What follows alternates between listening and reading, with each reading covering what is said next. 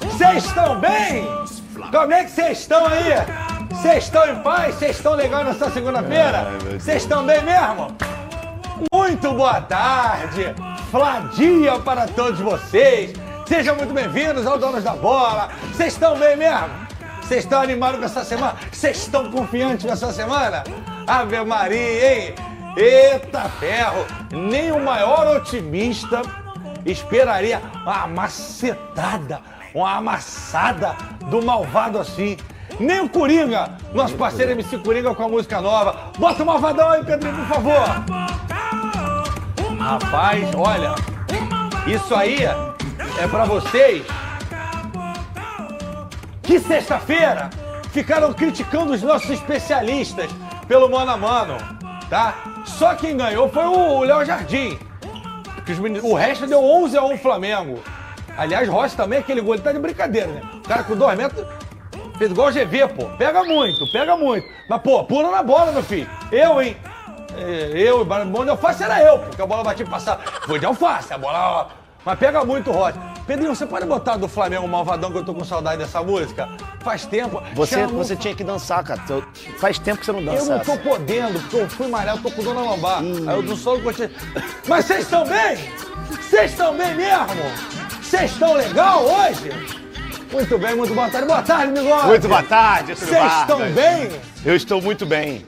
Tá felizinho? Tô feliz, sempre que feliz. O seu Flamengo venceu? O nosso, né? Que o seu pagode, o couro comeu ontem depois do 6-1? Foi bom, muito bom. Vocês estão bem, você e seu filho que estavam no Maracanã ontem? Vocês estão bem legal. Rapaz do céu, olha, acho que ninguém esperava. E outra coisa, aí não quer que o cara odeie o Flamengo, Clebão. O time é campeão carioca. Aí vai lá, o time joga mal, vaia. Aí o principal jogador não faz xixi no potinho, faz xixi, chama SAMU, não sei o quê. Aí volta pro trilho, pá. Aí na Libertadores estava mal das pernas, pá, classificou. Aí vai o brasileiro, pega o principal rival, que é o Vasco. Quer dizer, ultimamente o Fluminense, né? Mas acho que historicamente talvez o Vasco. E pá, maceta. Aí vai pra tabela. Segue. Tá aqui a tabela do Campeonato Brasileiro. O Malvadão é líder do Campeonato Brasileiro. Segundo colocado, bom time do Bahia. Botafogo em terceiro também jogando muita bola. O São Paulo que não perde há 10 jogos com o Zubeldia com 13 pontos. Aí vamos direto procurando os cariocas. Rodamos tudo aqui. Tem o Vasco aqui com 6 pontos, flertando com a zona. Lembrando que a próxima partida do Vasco pelo Campeonato Brasileiro é no dia 13 de junho, daqui a 10 dias, no Allianz Parque contra o Palmeiras. Ou seja, nada é tão ruim que não possa piorar. Um baita do desafio, mas quem sabe até lá o Vasco já se reergueu. E o Flusão teve um empate magrinho com o Juventude no Maracanã, 6 pontos também. Essa é a tabela do Campeonato Brasileiro. E o Igor Dorileu teve no Maracanã ontem, perdeu até as contas, que o Dorileu não sabe fazer conta direito, e vai contar pra gente como é que foi o maior resultado, o resultado mais elástico entre Flamengo e Vasco em Campeonato Brasileiro da história. 6-1, e eu quero até perguntar pra vocês daqui a pouco, pra muita gente ficou barato, enfim, daqui a pouco a gente conversa mais, teve uma defesa do Léo Jardim com a supercílios, com a cara que foi um defesão. Bom, conta pra gente, Igor Dorileu. Duas torcidas rivais dividindo as arquibancadas. Algo cada vez mais raro no futebol brasileiro. De boina, Álvaro Pacheco estreou no comando do Vasco. E logo aos 8 minutos, Puma Rodrigues cobrou lateral. Davi Luiz, De La Cruz e Galdames tocaram na bola até ela chegar para Verratti abrir o placar.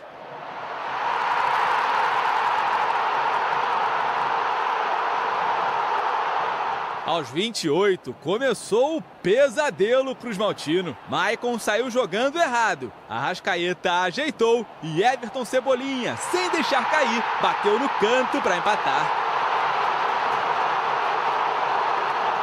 Cebolinha tentou do meio de campo. Léo Jardim tirou onda, dominando a bola no peito. No lance seguinte, o atacante arriscou e o goleiro colocou para escanteio. O Fla cobrou rápido e Cebolinha achou Pedro, que de peito virou a partida.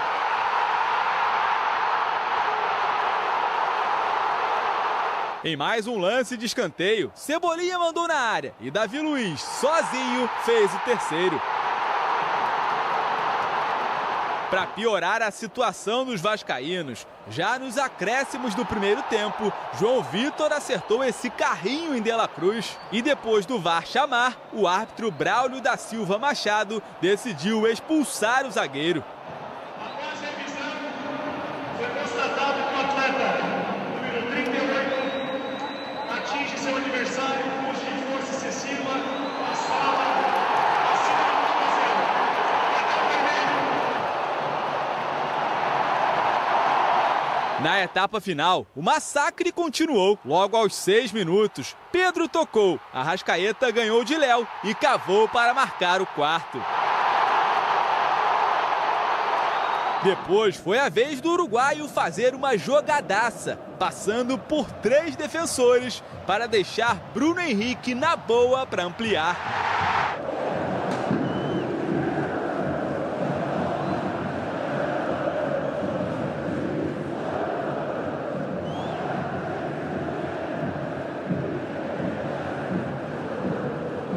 A 10 minutos do fim, Gabigol foi chamado para entrar pela primeira vez depois da polêmica foto com a camisa do Corinthians. O agora número 99 foi hostilizado pela torcida.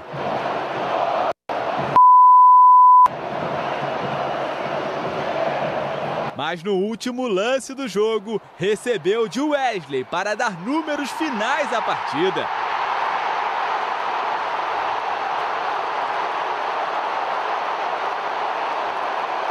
Na comemoração, beijou o escudo e foi aplaudido pelos rubro-negros, que ainda cantaram o nome do atacante após o apito final.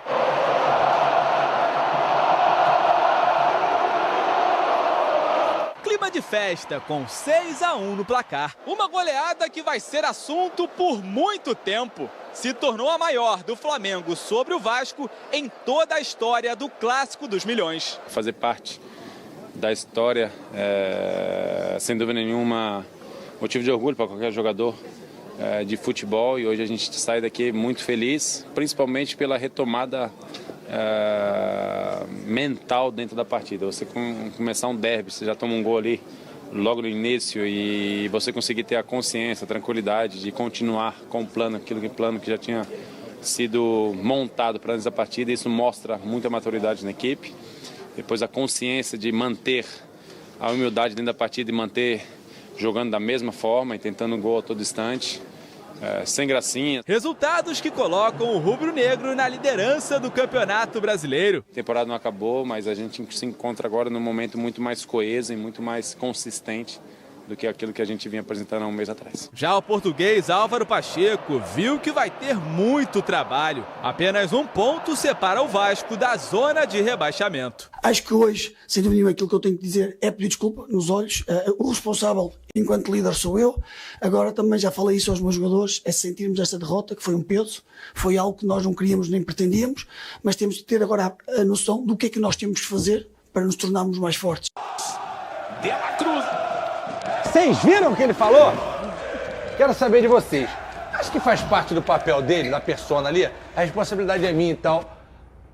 Eu não sei se eu concordo. O velho chegou agora, não sei. Flávio Amêndola, agora eu quero a sua análise sobre o jogo, se o senhor esperava uma goleada tão elástica e se de fato a culpa é a responsabilidade é dele. Eu não acho que seja, do Álvaro. Eu acho que a responsabilidade é de todo mundo.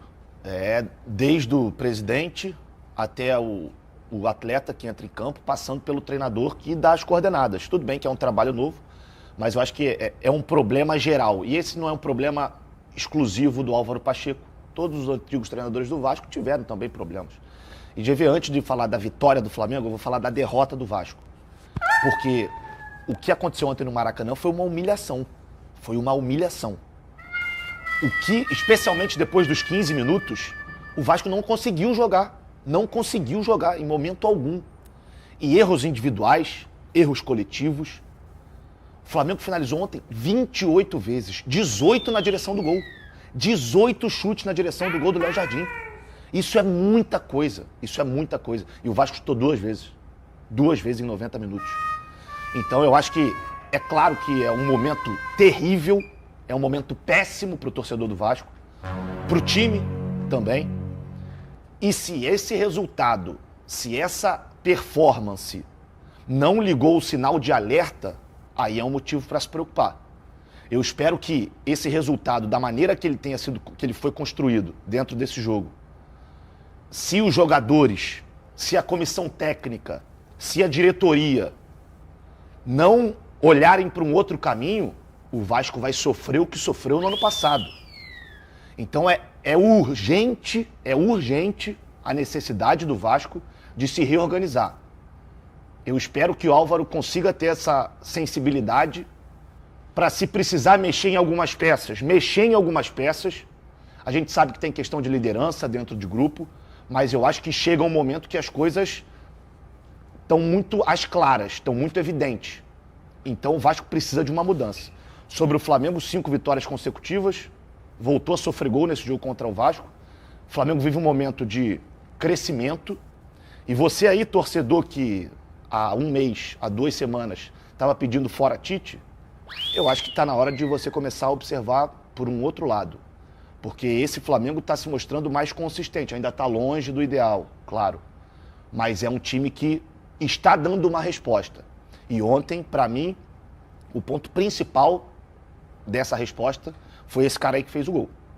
Porque o Arrascaeta não vinha bem, todo mundo sabe disso, a gente sabe da capacidade dele, mas ontem chamou a responsabilidade. Quando o time estava atrás do placar, ele participou do jogo, apareceu.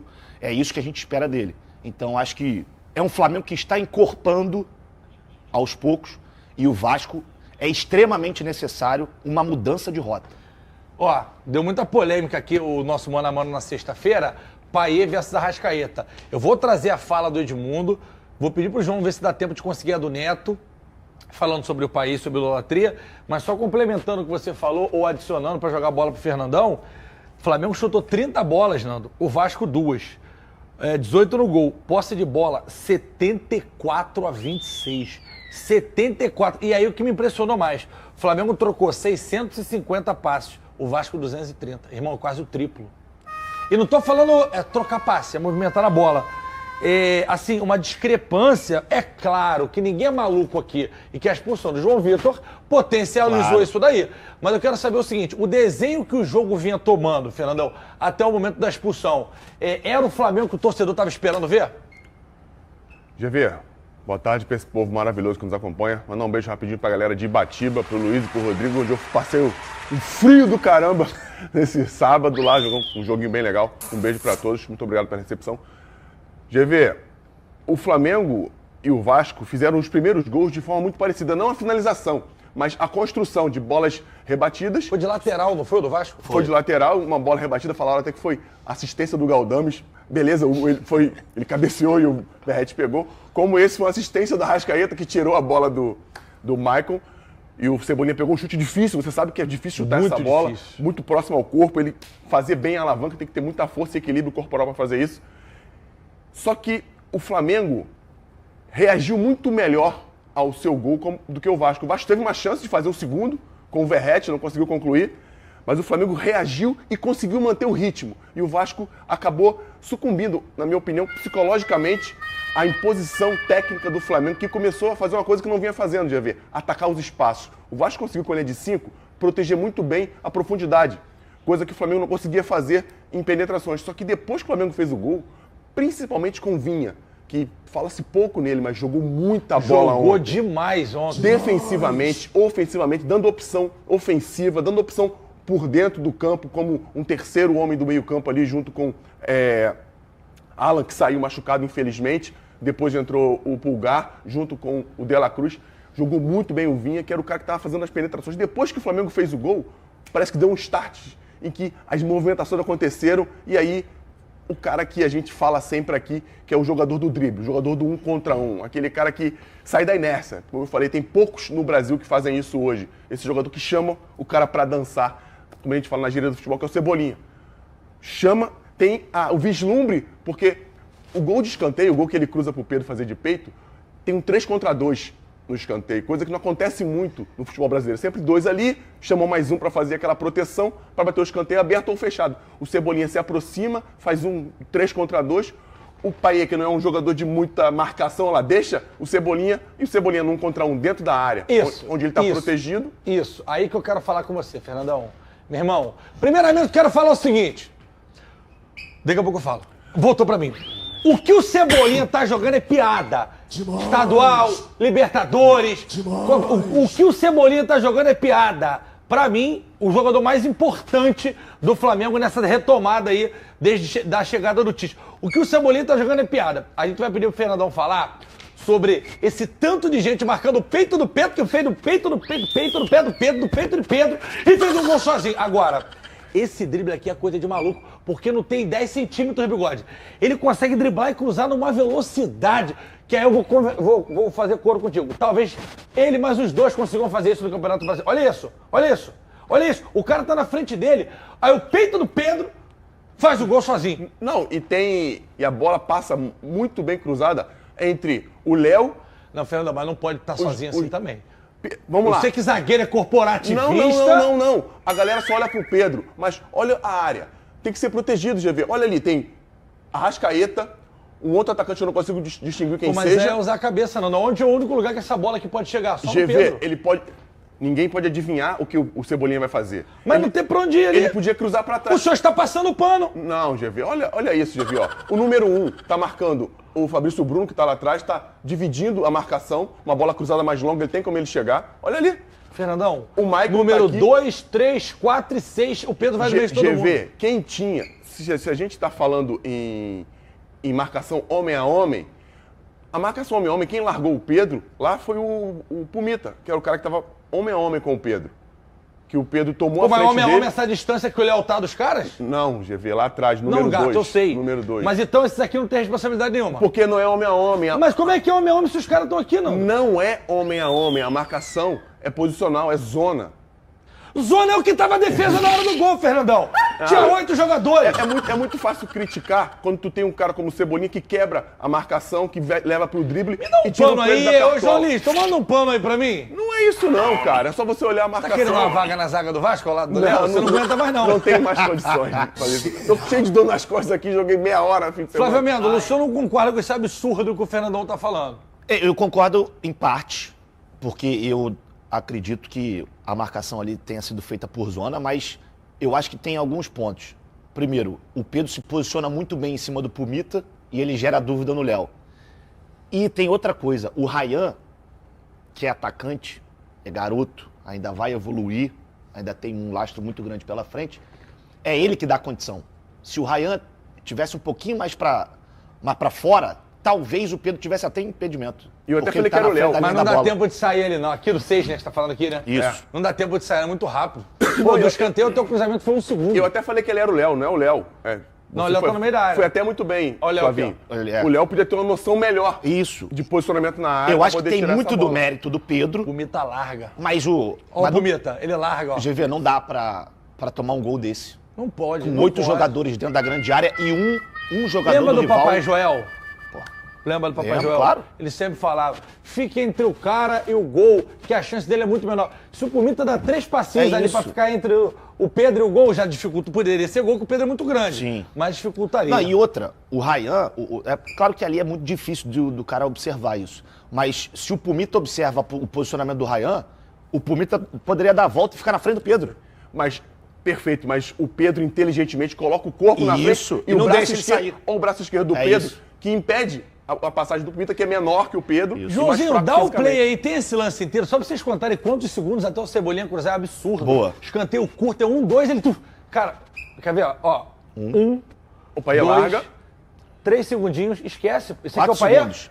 O Payet também não pode marcar o Cebolinha, não tem como. Não tem como, não é característico dele, gente. Enfim. Mas é uma passividade que assusta. Uma passividade assustadora. Vamos pro lance da expulsão. Bota o lance da expulsão, Joãozinho, pra gente discutir aqui se era pra vermelho mesmo, se era pra vermelho direto, se coube ao VAR, o Léo vai sair jogando, deu um passe mais ou menos ali, o De La Cruz passa. Não, passe ruim. Foi um passe ruim. Passe ruim, né? Faltou força. Ruim. Ou o Porque De La Cruz que é muito rápido? o Léo tem que saber disso. Acontece, erro técnico, mas Acontece. o Léo tem que saber, o Léo tem que saber Acontece. disso. Não, e é engraçado que assim que o João Vitor toma amarelo, ele vira pro Léo e olha do tipo assim, pô, irmão, tu me quebrou. Me arrebentou. Me arrebentou. É que ele não vê o De La Cruz mesmo. Não vê, pô. Foi meio que sem querer, Quando mas ele pegou. vê, aí já não tem como. Agora Ali é era pra expulsão. Era Não, pra expulsão. sem conversa. Eu também, não tem debate. É igual você o fala, próprio não tem João, polêmica. o próprio João já estava saindo. Isso, ele exato, nem reclama. Nem discutiu, nem brigou, já saiu. O Léo também nem discutiu.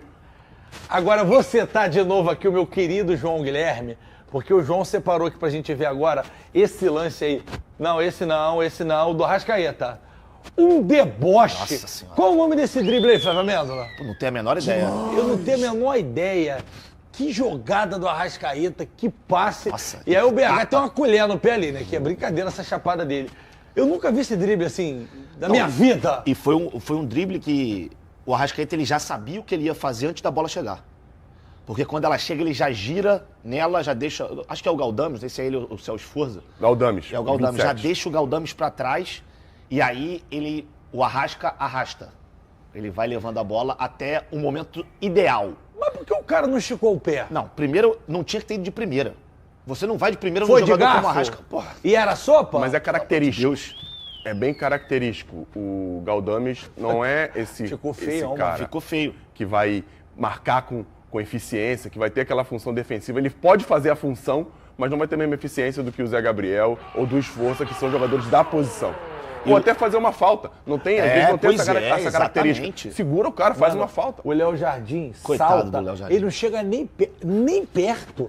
Que chapada A do bola BH, vai olha isso. vai na bochecha da rede, né? É, e o Léo pula, olha aqui.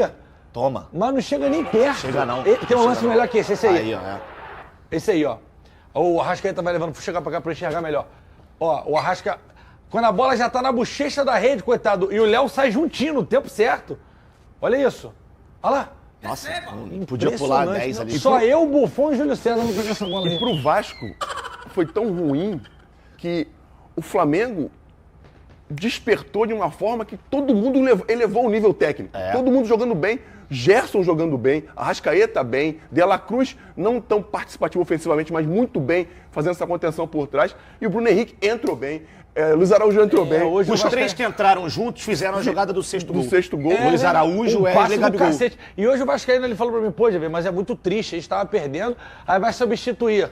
Tira Pedro, entra Gabigol. Aí vai substituir, tira Cebolinha, entra Bruno Henrique. Sai aí Alan, vai entra mudar no Pulgar. meio. Entra Alan Machuca, entra Pulgar. Aí vai mudar 3. Aí entra o Wesley e o Luiz Araújo. Luiz Araújo dá o passe de calcanhar, o Wesley cruza e o Gabigol faz o gol. Aí, mas é uma questão do planejamento. Aí é uma conversa mais profunda de planejamento, tarará. E a gente fica preocupado, né? Com a situação no Vasco nesse momento, principalmente pelo próximo aniversário que é o Palmeiras. A gente brinca, sacaneia, mas óbvio que a gente quer ver todos os cariocas muito bem. Só que enquanto não resolver primeiro essa questão política lá, e o Edmundo desceu a lenha, o Neto desceu a lenha, tem a polêmica do Gabigol, tá desculpado ou não tá desculpado. A gente vai falar tudo sobre todos esses temas. Daqui a pouquinho, todas as polêmicas da partida, as declarações fortes. Vou pedir para ver se o João consegue separar do Neto também, tá no Instagram da Band, pra gente botar aqui o Neto falando do Payet. Aí, né, família, ficamos com um massacre aí do Flamengo em cima do Vasquinho da Gama. O Flamengo que amassou, botou o Vasco na roda, fez eles entenderem aonde é o lugar deles, na segunda divisão. Não dá para comparar, não dá para jogar Flamengo e Vasco. O Vasco virou time pequeno, já foi time grande, agora é time pequeno. Não tem condição do Vasco ganhar mais do Flamengo. Acabou essa história de Flamengo perder para Vasco. Há quantos anos você não vê uma coisa dessa? Isso resulta a grandes momentos que acontecerá neste Campeonato Brasileiro. Se você ficou no vídeo até agora, não esquece de dar moral, se inscreve no canal e ativa o sininho de notificação para não perder nada, valeu? Vamos ficando por aqui, um grande abraço no coração, até o próximo vídeo. Fui!